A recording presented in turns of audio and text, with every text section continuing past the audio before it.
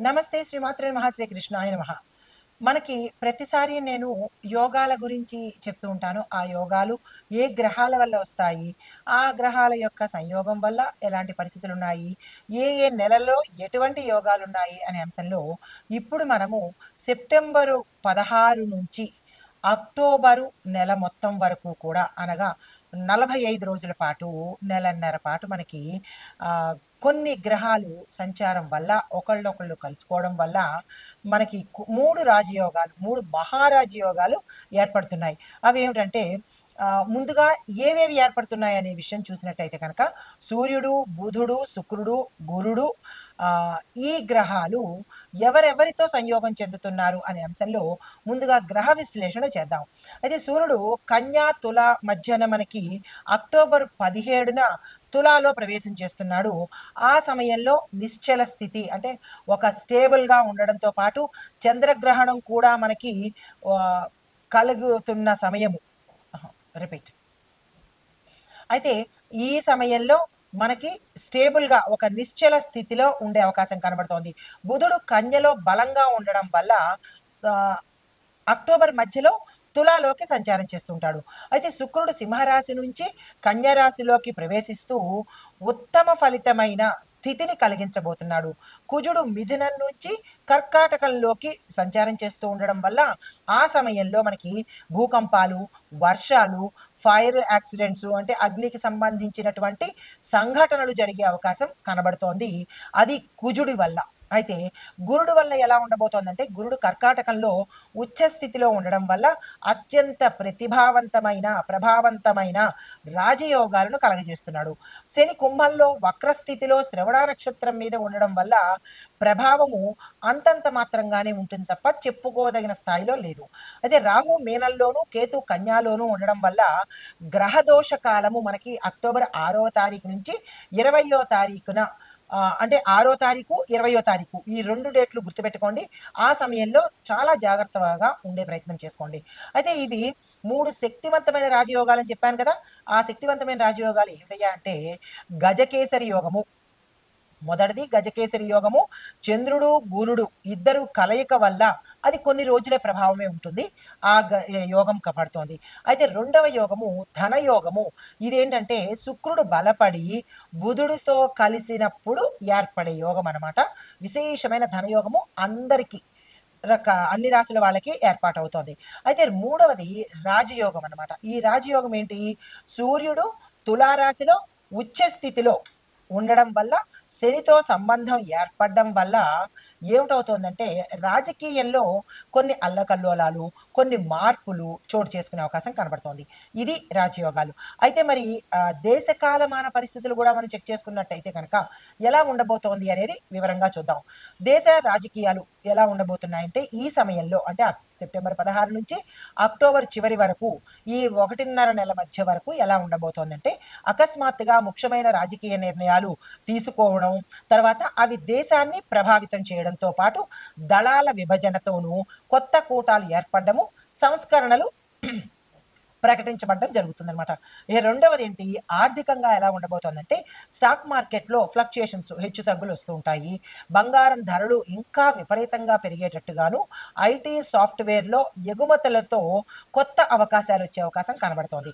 ఇంకా వ్యవసాయ పరంగా చూసుకున్నట్టయితే కనుక వర్షాలు అనుకున్న దానికంటే ఎక్కువగా కురవడంతో వరి, పత్తి పంటలకు లాభాలు వచ్చినప్పటికీ కొంతమేర వరదల సమస్య వల్ల కొన్ని ప్రాంతాలలో కొన్ని పంటలు నష్టపోయే పరిస్థితి వ్యవసాయదారులకు, రైతులకు పెద్ద దెబ్బ తగిలే అవకాశం కనబడుతోంది. అయితే ఇంకా న్యాయపరంగా చూసుకున్నట్టయితే కనుక ముఖ్యమైన తీర్పులు వెలువడే అవకాశం ఉంది కానీ పాత రాజకీయ కేసులు మాత్రము మలుపులు తిరిగేటట్టుగా కనబడుతోంది. తర్వాత ఐటీ సాంకేతిక రంగం చూసుకున్నట్టయితే కనుక కొత్త ఏఐ డేటా ఇది చాలా అత్యంత ప్రమాదకరమైన డేటా తెలుసా? ఇది అసలు ఏఐ అనేది అందరూ చాలా సంతోషపడిపోతున్నారు. కొత్త టెక్నాలజీ అని. లేదు. ఇది ప్రతి ఒక్కళ్ళలోనూ వైరస్ లాగా ప్రారంభించే అవకాశం కనబడుతోంది. అది మనిషి మెదడుని కూడా మార్చేసే స్థితికొస్తోంది. ఏఐతో మాత్రము ప్రతి ఒక్కళ్ళు చాలా జాగ్రత్తగా ఉండవలసిన పరిస్థితి. మన ఉనికిని మనం కోల్పోతాం. ఓవరాల్‌గా చెప్పాలంటే మనం అనేది పోయి మనం పూర్తిగా రోబోల్లాగాను లేదా జాంబీల్లాగాను అయ్యే అవకాశాలు ఎక్కువ కనబడుతున్నాయి. అవి అతి దగ్గరలోనే ఉన్నాయి. జాగ్రత్త. డేటా భద్రత, మన డేటా భద్రత అనుకుంటాం గానీ, మనమన్నీ పబ్లిక్ అయిపోయేటట్టుగాను, ఆహ్, అన్ని రహస్యాలు కూడా బయటకొచ్చేసేటట్టుగా, ఇంకా గోప్యత అనేది శూన్యమైపోతుందనమాట. అయితే రోబోటిక్స్ ప్రాజెక్టులు ప్రారంభమవుతాయి. విదేశీ పెట్టుబడులు కూడా వచ్చే అవకాశాలు కనబడుతున్నాయి. అయితే వాతావరణ పరిస్థితులు చూస్తున్నట్టయితే తుఫానులు, వర్షాలు, వాయుగుండాలతో ప్రభంజనాలు సృష్టించే అవకాశం ఉంది. కొన్ని రాష్ట్రాలలో వరదలతో ఇబ్బందులు, కరువు కాటకాలు, ఇక్కట్లు వచ్చే అవకాశం ఎక్కువగా కనబడుతోంది.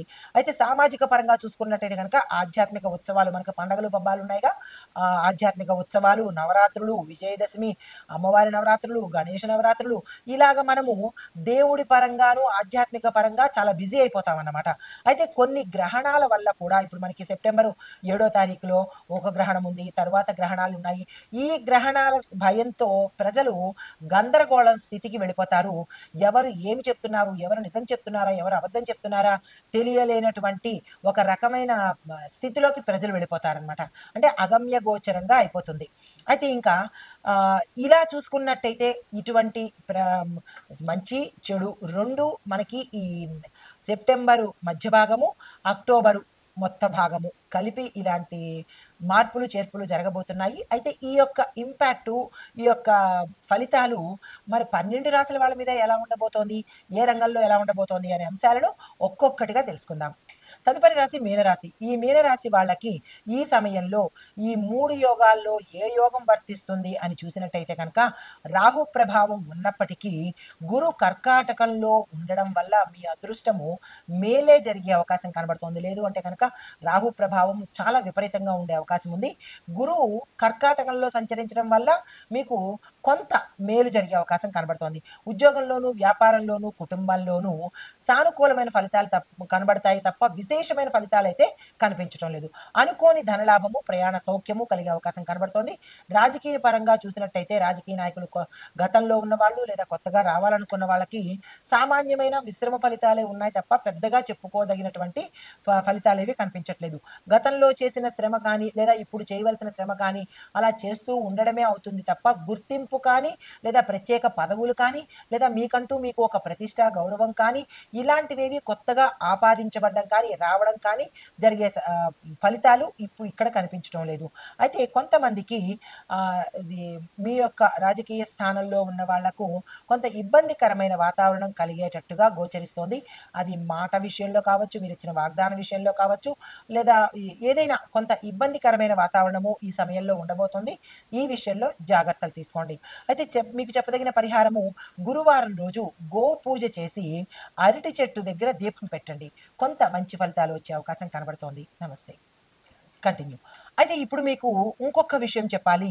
ఒక్కొక్క యోగము, గజకేసరి యోగము, రాజయోగము, ధనయోగము అని ముందు చెప్పాను కదా, అవి ఏ డేట్స్లో వస్తాయి, ఏ ఏ రాసులకు వర్తిస్తాయి అని క్లియర్గా చెప్తాను. ప్రతి ఒక్కళ్ళు రాసుకునే ప్రయత్నం చేసుకోండి.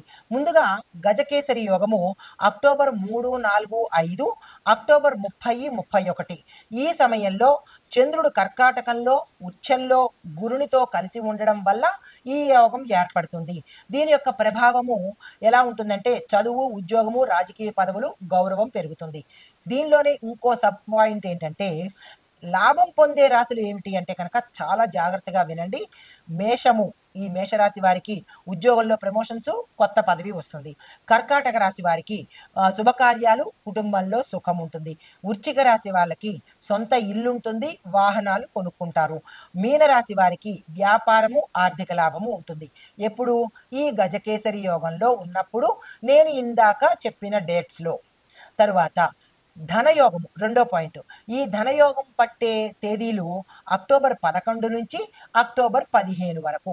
అయితే ఇవి ఎవరెవరి సంయోగం వల్ల అంటే బుధుడు, శుక్రుడు కన్యా రాశిలో బలంగా ఉండే సమయంలో ఈ ధనయోగం కలుగుతుంది.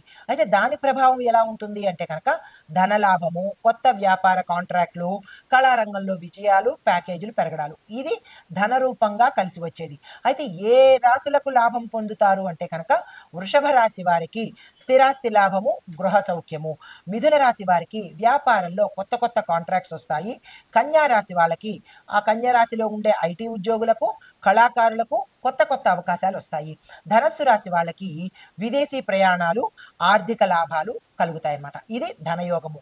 అయితే మూడవది రాజయోగము ఏ తేదీల్లో కలుగుతుంది అంటే కనుక అక్టోబర్ 18 నుంచి 23 వరకు రాజయోగం కలిగే అవకాశం ఉంది. అయితే ఇది ఎవరెవరి వల్ల అంటే సూర్యుడు తులాలో ఉచ్చ స్థితిలో శని భగవానుడితో కలిసి ఉన్నప్పుడు రాజకీయ రాజయోగం ఏర్పడుతుంది. ఆ ప్రభావం ఎలా ఉంటుందంటే రాజకీయంలో మార్పులు రావడము, కొత్త కూటములు ఏర్పడము, ప్రభుత్వ విధానాలు మారడము, వ్యక్తిగతంగా కూడా అంటే ప్రతి ఒక్క రాజకీయ నాయకుడికి పదవులు రావడము, గౌరవం రావడము. ఇది మనకి రాజయోగం జరిగే సమయము, ఫలితాలు. అయితే ఇప్పుడు ఏ రాశుల వాళ్ళకి ఉపయోగపడుతుంది ఇది అంటే కనుక సింహరాశి వాళ్ళకి నాయకత్వంలో ఎదుగుదల ఉంటుంది, గౌరవం ఉంటుంది. అంటే ఏ రాజకీయ నాయకులైతే సింహరాశిలో ఉంటారో వారికి ఇవి వర్తిస్తాయన్నమాట. తర్వాత తులారాశిలో ఉండే వారికి వ్యాపార, రాజకీయ కాంట్రాక్టులు వస్తాయి. మకర రాశి వాళ్ళకి ఉద్యోగంలో మార్పులు, గౌరవప్రదమైన స్థానము కలుగుతుంది. కుంభరాశి వాళ్ళకి రాజకీయంగా అనుకోని ఎదుగుదల వచ్చే అవకాశం కనబడుతోంది. అంటే ఇవి 3 యోగాలు. 3 యోగాలు ఏ డేట్స్‌లో వస్తాయి? ఎవరెవరు కలిస్తే వస్తాయి? దాని యొక్క ఫలితం ఏంటి? అవి ఏ రాశులకి ఎలాంటి ప్రభావం ఇస్తోంది అనేది సవివరంగా ఒక్కొక్కటి సావధానంగా మీకు తెలియపరిచాను. ఈ వివరాలు తెలుసుకొని ఆ గ్రహాల యొక్క ఫలితాలను సంపూర్ణంగా పొందాలి అని కోరుకుంటూ నమస్కారం.